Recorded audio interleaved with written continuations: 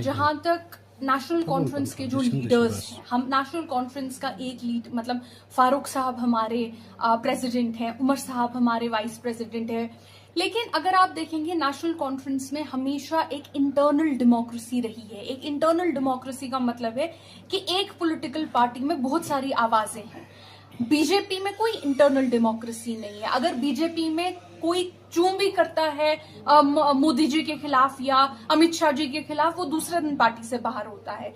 जो ये कहते हैं ना कि इनकी पार्टियों में इंटरनल डिफरेंस, रियलिटी है इसकी बीजेपी में एक सेंट्रलाइज्ड सिस्टम है। नेशनल कॉन्फ्रेंस जैसी पॉलिटिकल पार्टी जो है, यहाँ इंटरनल डेमोक्रेसी है, यहाँ हर किसी लीडर को बात करने का हक है। अब जहां तक हम माइनॉरिटीज यानी जो मुसलमानों पे इस वक्त कहर बरपा जा रहा है, उसकी बात तो अगर रूला साहब ने भी की, बहुत अच्छे से की, बहुत अच्छी बात है। उमर साहब, अब्दुल्ला साहब ने तो उसकी बात कंटिन्यूसली वो करते आ रहे हैं।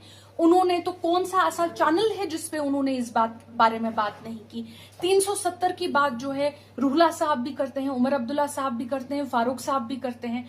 हमारा स्टेटहुड की जब बात आती है, खुसूसन स्टेटहुड सिर्फ स्टेटहुड नहीं है। मैं नेशनल कॉन्फ्रेंस स्टेटहुड को सिर्फ एक कॉन्स्टिट्यूशनल चेंज नहीं देखती है। स्टेटहुड में हमारे जमीनी हकूक जुड़े हुए हैं, स्टेटहुड में हमारी आइडेंटिटी के हकूक जुड़े हुए हैं, स्टेटहुड में हमारी नौकरियों के हकूक जुड़े हुए हैं, और ये छोटे छोटे हमारी शिनाख्त स्टेटहुड के साथ जुड़ी हुई हैं, क्योंकि काफी ज्यादा जो लॉज हैं जो स्टेटहुड में आप बना सकते हैं, वो स्टेट में ही आप बना सकते हैं, जिनसे आपकी शिनाख्त प्रोटेक्ट होती है। तो ये एक फूलों का गुलदस्ता है। इसमें नेशनल कॉन्फ्रेंस जो है, ये एक फूलों का गुलदस्ता है। इसमें हर तरह के फूल हैं, और जो हम अपने सभी लीडर्स को फुली रिस्पेक्ट करते हैं। मैनिफेस्टो में दिए गए वादे क्या वाकई में स्टेटहुड के बाद ही पूरे होंगे?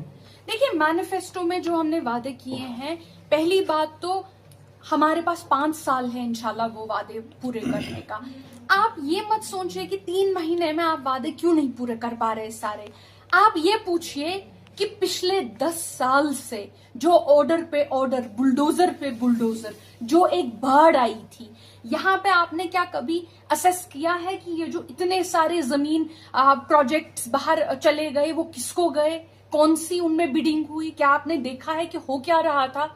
आपने देखा है कि कंटिन्यूअसली किस तरह से बुलडोजरों का एक कारवान चलाया जा रहा है? आपने देखा है कि लोगों के पास बात करने को कोई नहीं होता था। आप नेशनल कॉन्फ्रेंस के आज एमएलए को देखिए। आज हमारा एमएलए सुबह 6 बजे उठ के 7 बजे अपने इलाके में जाता है, घूमता है, एक जगह से पब्लिक ग्रीवेंस उठा के दूसरी लेता है। दिन में 100 लोग आते हैं एमएलए के पास, 100 काम लेके एमएलए के पास आते हैं। इसको ये करना है, उसको वो करना है, इधर लाइट लगानी है, इधर वो करना है।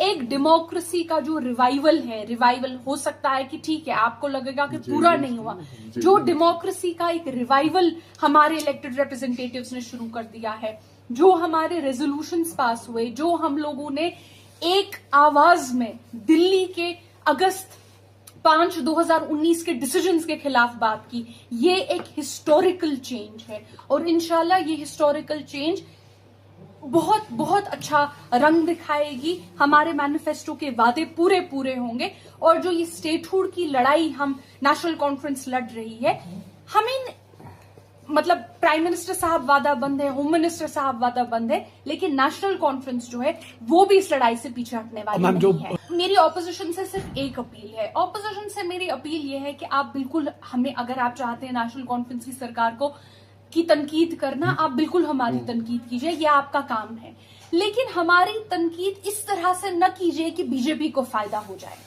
ये मेरा उनसे मैसेज रहेगा।